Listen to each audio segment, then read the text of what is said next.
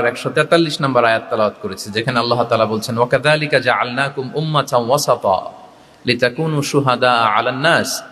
অনুরূপভাবে আমি তোমাদেরকে মধ্যমপন্থী জাতি বানিয়েছি বা মধ্যমপন্থী জাতি হিসেবে আবির্ভূত করেছি।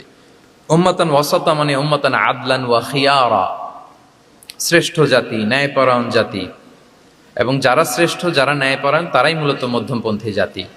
তো আল্লাহ তাআলা আমাদেরকে মধ্যমপন্থী জাতি বলেছেন। এই যে মধ্যম পন্থা আল ওয়াসাতিয়া, এটা ইসলামের অনেকগুলো অনন্য বৈশিষ্ট্যের মধ্য থেকে একটি বৈশিষ্ট্য। বাট মাঝে মাঝে আমরা এই পন্থাটার কথা ভুলে যাই। ভুলে কি করি, অনেক সময় অনেক প্রান্তিক লেভেল থেকে কাজ করে ফেলি, চিন্তা করে ফেলি, অনেক সময় খুব বাড়াবাড়ি করে ফেলি, অনেক সময় ছাড়াছাড়ি করে ফেলি। বরং আমাদের থাকতে হবে মাঝামাঝি। তাহলে the first and foremost reminder today in this conference hall যে আমরা বাড়াবাড়িও করব না, ছাড়াছাড়িও করব না, আমরা মাঝামাঝি থাকব। কোথায় থাকবো?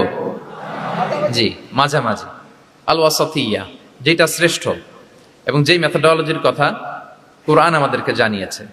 আমি যদি এটাকে ইংরেজি করি ওয়াসাতিয়া, তাহলে ইংরেজি দাঁড়াবে এরকম যে the balanced nature of Islam. ইসলামের যেই ভারসাম্যপূর্ণ যে নেচার, এটার নাম হচ্ছে মূলত আল ওয়াসাতিয়া। আপনি যদি খেয়াল করে দেখেন যে কিভাবে আমরা অন্যান্য জাতিগোষ্ঠীর তুলনায় মধ্যমপন্থী জাতি, তাহলে দেখবেন যে আমরা যদি সাইয়েদনা ঈসা আলাইহিস সালামের ব্যাপারে কথা বলি, জেসাস ক্রাইস্টের ব্যাপারে, তাহলে দেখেন ওনার ব্যাপারে ইহুদি নাসারারা কেউ বাড়াবাড়ি করেছে, কেউ ছাড়াছাড়ি করেছে। আমরা একেবারে মিডল ওয়েতে আছি। যেমন ঈসা আলাইহিস সালামের ব্যাপারে খ্রিস্টানরা কি বলে জানেন? তারা বলে ঈসা আলাইহিস সালাম হচ্ছে আল্লাহর সন্তান। নাউযুবিল্লাহি মিন যালিক। Jesus Christ is the son of God, গডের সন্তান। তাহলে দেখেন কতটা বাড়াবাড়ি করলো। ঈসা আলাইহিস সালামকে উঠাতে উঠাতে খোদার আসনে নিয়ে বসালো। বাড়াবাড়ি হয়ে গেল না এটা? তাহলে একদল খুব বাড়াবাড়ি করলো। এবার যদি ইহুদিদের কথা চিন্তা করি, ইহুদিরা কি বলে? ইহুদিরা একেবারে উল্টো। তারা বলে ঈসা আলাইহিস সালাম হচ্ছে ইবনু জিনা, মানে জারদ সন্তান। নাউযুবিল্লাহ। দেখেন তাদের প্রত্যেকের আকীদা শোনা মাত্রই আপনাদেরকে বলা লাগতেছে না যে নাউযুবিল্লাহ বলেন, আপনারা স্বতঃস্ফূর্ত ভাবেই বলতেছেন নাউযুবিল্লাহ। তার মানে একদল বাড়াবাড়ি করলো, একদল ছাড়াছাড়ি। একদল বলল তিনি আল্লাহর সন্তান বলে একেবারে আল্লাহর উপরে উঠাই ফেলছে। আরেক দল নামাতে নামাতে একেবারে পদদলিত করলো, বলল তিনি হচ্ছেন বাস্টার্ড, মানে ইবনু জিনা, জারদ সন্তান। নাউযুবিল্লাহ মিন যালিক। একদল নিয়ে গেল একেবারে উপরে, আরেক দল একেবারে নিচে। কিন্তু আমরা কি বলি দেখেন, আমরা বলি ঈসা আলাইহিস সালাম উনি হচ্ছেন আব্দুল্লাহি ওয়া রাসূলুহু, তিনি হচ্ছেন আল্লাহ তাআলার দাস বা বান্দা এবং আল্লাহর সম্মানিত রাসূল। দেখুন কতটা ব্যালেন্স এই আকীদা। আমরা আব্দুল্লাহ বলার মধ্য দিয়ে বেসিকলি নাসারাদেরকে রিফিউট করি, তাদের প্রতিবাদ করি আমরা যে তোমরা যে বলেছো আল্লাহ সন্তান না, ওইদিকে উঠানো যাবে না, নিচে নামায় নিয়ে আসো, উনি আব্দুল্লাহ, আল্লাহর দাস। আর রাসূলুহু, সম্মানিত রাসূল বলে আমরা বেসিকলি ইহুদিদেরকে রিফিউট করি, তাদের প্রতিবাদ করি। আমরা বলি যে না, তোমরা যে বলেছো উনি জারদ সন্তান না, ওনার সম্মানকে পদদলিত করা যাবে না, উপরে উঠাইতে হবে, উঠায়া রাসূল, সম্মানিত রাসূল। তাহলে নাসারাদের আকীদা থেকে আমরা নিচে নেমে আসলাম, ইহুদিদের আকীদা থেকে আমরা উপরের দিকে গেলাম। ফলে এটা কি হলো? ব্যালেন্স হলো, ভারসাম্যপূর্ণ হলো, মধ্যম পন্থা হলো। তো আশা করি মধ্যম পন্থার উদাহরণটা বুঝতে পেরেছেন। আরেকটা ছোট্ট উদাহরণ দেই। আমাদের বোনদের যখন পিরিয়ড চলে তখন নাসারারা কি করে দেখেন, খ্রিস্টানরা তারা সবকিছু করে, কোনো বাজ বিচার রাখে না। তখন এমনকি ফিজিক্যাল ইন্টিমেসিতেও যায়। যখন আমাদের বোনদের পিরিয়ড চলে তখন তারা ফিজিক্যাল ইন্টিমেসিতেও যায়, কোনো বাজ বিচার নাই। এটা হচ্ছে নাসারাদের অবস্থান। আর ইহুদিদের কি অবস্থান? এরা এই 5 দিন 7 দিন আমাদের বোনদের যখন পিরিয়ড চলে তখন তারা তাদের স্ত্রীদেরকে ধরবে না, ছোবে না, স্পর্শ করবে না, একসাথে বসবেও না। তাদের ঘরে আলাদা একটা স্পেশাল রুম রাখে, ওই রুমের ভিতরে, ওই ঘরের ভিতরে তাদের 5 দিন 7 দিন ওইখানে কাটাইতে হয়। তোমরা আবার সুস্থ হলে তারপরে আসবে। দেখেন একদল খুব বাড়াবাড়ি করলো, আরেক দল ছাড়াছাড়ি করলো। কিন্তু আমাদের ইসলামে আমরা ব্যালেন্স, যে বোনদের যখন পিরিয়ড চলে হাজবেন্ড ওয়াইফ তখন স্বাভাবিক মেলামেশা, কথাবার্তা, ঘরের টুকিটাকি কাজ সবই করতে পারবে, ইল্লাল জিমা, যেটা আমরা ফিজিক্যাল ইন্টিমেসি বলি, ওইটা ছাড়া আমরা সবই করতে পারবো। তাহলে দেখেন এই দুইটা উদাহরণ আমি সামনে আনলাম এজন্য যে এই যে মানহাজুল ওয়াসাতিয়াতি ওয়াল ইতিদাল, মধ্যম পন্থার কথা আমরা যেটা বলি, যেটাকে দিয়ে আল্লাহ তাআলা আমাদেরকে সম্মানিত করেছেন যে ওয়াকাযালিকা জাআলনাকুম উম্মাতান ওয়াসাতা, তোমাদেরকে আমি মধ্যমপন্থী জাতি বানিয়েছি। তোমাদের মধ্যে বাড়াবাড়িও থাকবে না, ছাড়াছাড়িও থাকবে না, বরং আমরা হব মধ্যমপন্থী। আমরা কি হব?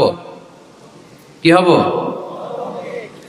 তো প্রিয় ভাইরা, প্রথম কথা হচ্ছে, আপনি যখন দাওয়া বলবেন তখন আমাকে মধ্যম পন্থা বলতেই হবে।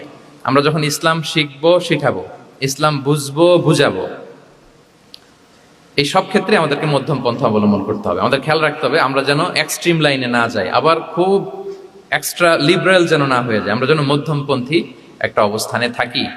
এবং দাওয়া দেওয়ার ক্ষেত্রে এটাই বলা হয়েছে, আল্লাহ তাআলা বলছেন উদউ ইলা সাবিলি রাব্বিকা বিল হিকমাতি ওয়াল মাউইদাতিল হাসানাতি ওয়াজাদিলহুম বিল্লাতি হিয়া আহসান।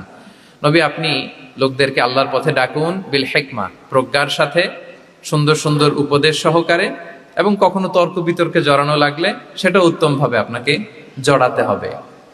তার মানে এই যে ইসলাম বোঝার ক্ষেত্রে, প্রচারের ক্ষেত্রে মধ্যম পন্থার নীতি, যেটা প্রজ্ঞা বা সুন্দর উপদেশমালা দিয়ে দাওয়াত দেওয়া, এটাও মূলত মধ্যম পন্থারই বহিঃপ্রকাশ। আমরা যখন কোনো দাওয়া কাজ করব, অলওয়েজ মাথায় রাখতে হবে যে আমি বাড়াবাড়ি যেন না করি, আমি আবার ছাড়াছাড়িও যেন না করি, আমি যেন মাঝামাঝি থাকি। তো এই যে দাওয়া আমরা দিচ্ছি, দাওয়াটা কি? বেসিক্যালি এটা হচ্ছে একটা কমিউনিকেশন, রাইট? এই যে আমি কথা বলতেছি, আপনারা শুনতেছেন, ইমাম সাহেব খুতবা দিচ্ছেন, আমরা সেটা শুনি, স্ট্রিট দাওয়া হয়, বিভিন্ন রকম দাওয়া এখন হচ্ছে, এগুলো basically communication. And this communication should be full of wisdom and beautiful advice. এটাই মূলত আল ওয়াসাতিয়া, মানহাজুল ওয়াসাতিয়া, মধ্যম পন্থা। আমি যে বিশ্ববিদ্যালয় থেকে ব্যাচেলর করেছি, ওই বিশ্ববিদ্যালয়ের একটা স্লোগান আছে, মানহাজুল ওয়াসাতিয়াতি ওয়াল ইআতিদাল। ওনারা মধ্যম পন্থার কথা বলে। সো আমি যেহেতু এই বিশ্ববিদ্যালয় আল আজহারের গ্রাজুয়েট, আমি যেখানেই যাই একটু করে আমি এই আল ওয়াসাতিয়ার কথাটা বলি, প্রিয় ভাইরা।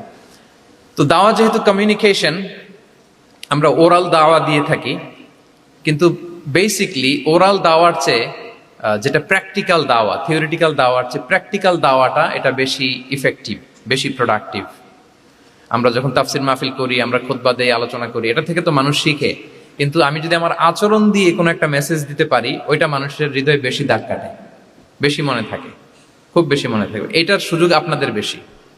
যেমন আমি যদি একটা কোরআনের আয়াতের কথা বলি, এটার খুব একটা মূল্যায়ন নাই, কারণ উনি হুজুর মানুষ, উনি তো কোরআনই বলবে। কিন্তু একজন ডক্টর যখন কোরআনের আয়াত বলে, তখন বলে, দেখছো মাশাআল্লাহ, একজন ডক্টর, সে চিকিৎসা বিজ্ঞানে এত বড় এক্সপার্টিজের পর আবার কোরআনও জানে। ওই কথা কিন্তু আমিও বলছি, আমার দাম নাই। কিন্তু আপনাদেরকে কত সম্মানের চোখে দেখা হচ্ছে। আবার দেখেন, 5 ওয়াক্ত সালাত আদায় করা জামাতের সাথে, ফরজ সালাতগুলো, এটা তো মানে করতেই হবে, কম্পালসারি।